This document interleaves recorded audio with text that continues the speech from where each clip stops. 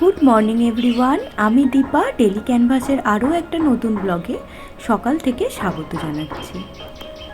আজ হচ্ছে সোমবার, সাথে রাখি পূর্ণিমার দিন। এই দিনটা তো প্রত্যেকটা দাদা বোনের কাছে ভীষণ স্পেশাল একটা দিন, আমার কাছেও একটা ভীষণ গুরুত্বপূর্ণ দিন। তবে চারপাশে যে সমস্ত ঘটনা ঘটছে তাতে এই রাখি পূর্ণিমা ঘটা করে কতটা পালন করা যায় সেটা নিয়ে কিন্তু একটা সংশয় থেকে যায়। জানি প্রত্যেকটা পুরুষ মানুষ সমান নয়, প্রত্যেকের মনের কুরুচিকর দিকটাও সমান নয়। তবে প্রত্যেকটা বোন যেরকম তার দাদার কাছে সবথেকে বেশি নিরাপদে থাকে, সেরকম বাইরের প্রত্যেকটা মেয়েও যদি একটা ছেলের কাছে বোন হিসাবে নিরাপদে থাকে, তাহলে কিন্তু আমাদের সমাজটা অনেক বেশি দূষণমুক্ত হতে পারে। রাখির এই দিনটাতে আমরা প্রত্যেকটা দাদার কাছে একটাই জিনিস চাইব, যে আমরা বোনেরা যেরকম দাদাদের কাছে খুব বেশি নিরাপদ অনুভব করি এবং তার কাছে খুব সচ্ছলভাবে স্বাচ্ছন্দ্যে থাকতে পারি, বাইরের পরিবেশে বাসে, ট্রেনে, ট্রামে, শপিং মলে, কাজের জায়গায়, সেখানেও যেন প্রত্যেকটা মেয়ে তার বোনের মতোই তার পাশে নিরাপদ বোধ করে। এইটুকু পরিবর্তন একটা দাদার মধ্যে যেদিন চলে আসবে, নিজের বোনের সাথে সাথে সে যখন সকলকে নিজের বোন ভাবতে শুরু করবে এবং ততটাই নিরাপদ অনুভব করাতে পারবে, তখন কিন্তু সব কিছুই অনেকটা আয়ত্তের মধ্যে চলে আসবে। জানি কোনো কিছু একদিনে হবে না, কিন্তু বিন্দু বিন্দুতেই তো সিন্ধুর উৎপত্তি হয়, তাই না? আমরা যদি প্রত্যেকে নিজেদের বাড়ি থেকে বেসিক কিছু ইনিশিয়েট নিতে শুরু করি, তাহলে একসময় কিন্তু সমাজ ব্যবস্থার একটা আমূল পরিবর্তন ঘটবে। আজকে বাপির একটা নিমন্ত্রণ বাড়ি আছে, বাপি সেখানে যাবে, সাথে আমার হাজব্যান্ড তার দিদির কাছে চলে গেছে রাখি বাঁধতে। তো খাবার দাবার যেটা হবে সেটা সম্ভবতই আমার আর মায়ের জন্যই। সচরাচর না বিরিয়ানিটা রাত্রের দিকেই করা হয়, প্রথমত বাপি খায় না, আর দ্বিতীয়ত আমার হাজব্যান্ডও খুব একটা বেশি পছন্দ করে না। তাই ভাবলাম নিজের পছন্দের জন্য আলাদা করে তার ওইভাবে রান্না করতে পারি না।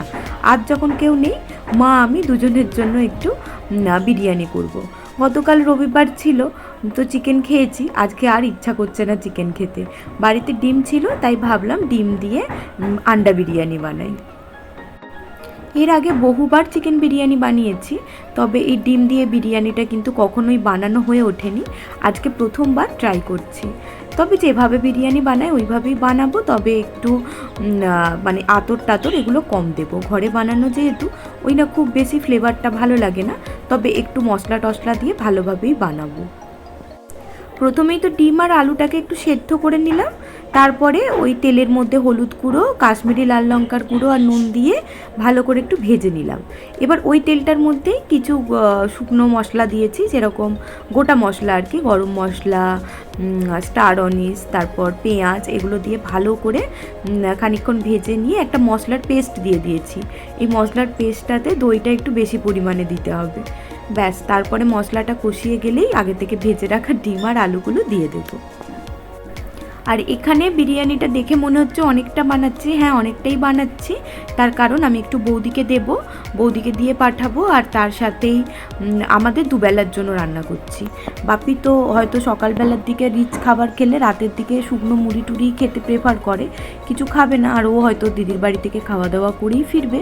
তাহলে রাত্রে আবার ঝামেলা রাখবো না রান্নাবান্না করার, তাই একটু বেশি করেই করছি যাতে আমাদের দুবেলা হয়ে যায়। এই তো একটু বিরিয়ানি মশলা আর উপর থেকে একটু গ্রেভিটা ছড়িয়ে দিয়ে দমে বসিয়ে দিলাম। আর হ্যাঁ, বিরিয়ানির গ্রেভিটা করার সময় একটু গোলাপ জল আর একটু কেওড়ার জল দিয়েছিলাম। ব্যাস এইটুকুই। আমি না বিরিয়ানিতে খুব একটা আতরের ফ্লেভারটা পছন্দ করি না, তাই দিইও না। সকাল থেকে প্রচুর বাসন জমে আছে, সবাই যে সকালে ব্রেকফাস্ট করেছে সেই বাসনও জমেছিল, প্লাস এখন যে রান্না চাপালাম তারও টুকটাক বাসন জমেছিল, সেগুলোকেই একেবারে মেজে ধুয়ে নিলাম। আর এদিকে দেখো বিরিয়ানিটা আমার একদম রেডি হয়ে গেছে, একটা তাওয়ার উপর মিনিট 15 মতো ভাপে বসিয়ে রেখেছিলাম। ব্যাস, এখন একটু ঢেলে নিলেই হয়ে গেল। আজকে তো আবার রাখির মধ্যে কি একটা ভদ্রা যোগ পড়েছে, যদিও এত কিছু বুঝি না, তবে যেটুকু শুনলাম বেলা 1:30টার পরই রাখি বাঁধার শুভ যে ক্ষণটা সেটা থাকবে, তার আগে বাঁধাটা উচিত নয়। তাই সব কাজকর্ম করে ফেলছি, তারপর স্নান করে 1:30টার মধ্যে সমস্ত দাদাদেরকে রাখিগুলো বাঁধবো। ডেটটা যেহেতু অনেকটা বেলা, তাই আমি কি করেছি বলো তো, সমস্ত কিছু কাজ সেরে রান্নাটাও সেরে ফেললাম। এরপর স্নান করে সব কিছু রেডি করব। আর রেডি বলতে সত্যি কি বলো তো, আমরা তো বাঙালি, আমাদের কাছে কিন্তু রাখির থেকেও ভাই ফোঁটাটা অনেক বেশি একটা মানে মানা হয় ভাইদের কল্যাণের জন্য। তো রাখি বলতে আমরা সেইভাবে কিছুই করি না, শুধু দাদাদের হাতে রাখি বাঁধি আর একটু মিষ্টি দিই দাদাদেরকে, এটুকুই। যা নিয়মকানুন মানার সেটা আমরা ভাইফোঁটার দিনকেই মেনে থাকি।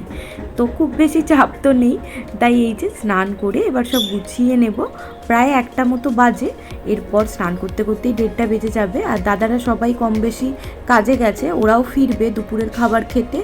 আর এক দাদা খেয়ে দিয়ে দুপুরে 2টোর মধ্যে অফিস যাবে, তো ওকে আগে বেঁধে দেবো, তারপরে এক এক করে সকলকেই বেঁধে দেবো। আর এই তো দাদাদের মঙ্গল কামনায় মন থেকে রাখি বাঁধাটাই আমার কাছে মনে হয় বড় ব্যাপার। অত নিয়মকানুন দিয়ে কী হবে বলো তো, মন থেকে যে বোন দাদার মঙ্গল চাইবে তার মঙ্গল কিন্তু এমনিতেই হবে। চলো তাহলে এদিকের কাজকর্ম শেষ, এরপর স্নান করে রেডি হয়ে নিয়ে যাই রাখির দিকে। ভাইফোঁটায় অনেক কাউকে ফোঁটা দিলেও রাখিতে খুব কাছের 3জনকেই দিই, বা যাদেরকে প্রথম থেকে দিয়ে আসছি তাদেরকেই দিই। এটা হচ্ছে আমার ছোটো কাকার ছেলে ননু দাদা, আর একজন আছে সেটা হচ্ছে বড় জেঠুর ছেলে শঙ্করদা আর রাজুদা। এই কয়েকজনকেই আমি রাখিটা বাঁধি। আসলে এরা খুব ক্লোজ, আমরা ছোটোবেলা থেকে রাখি বেঁধে আসছি, তাই রাখিতে না আর সকলকে বলা হয় না, ওই খুব কাছের জনগুলোকেই বাঁধা হয়। এই যে মান্তু প্রথমে রাখি বেঁধে দিল, তারপর আমি। প্রথম থেকে না ননু দাদাকেই বাঁধা হতো, পরে শঙ্করদা আর রাজুদাকেও বাঁধতে শুরু করেছি। এই যে এটা হচ্ছে শঙ্করদা, আমার বড় জেঠুর ছেলে। ননু দাদাকে যখন রাখি বেঁধেছি মান্তু ভিডিও করে দিয়েছিল, আর শঙ্করদাকে যখন রাখি বেঁধেছি তখন বৌদি ভিডিও করে দিয়েছে। কিন্তু দুর্ভাগ্যক্রমে যখন রাজুদাকে রাখি বেঁধেছি তখন আর ভিডিও করে দেওয়ার মতো কেউ ছিল না, প্লাস খুব তাড়াহুড়োও ছিল, তাই বেঁধে দিয়েছিলাম আর ওটার ভিডিও করা হয়নি। সকলকে রাখি বাঁধা শেষ, সকাল থেকে কিছু না খেয়েছিলাম, এখন নিজের জন্য খাবারটা বেড়ে নিলাম, এরপর খাবার খাই। আর আজকের ব্লগটাকে এখানেই শেষ করি। আশা করি ব্লগটা তোমাদের খুব ভালো লাগবে, আর পরবর্তী ব্লগের জন্য তোমরা অপেক্ষা করবে।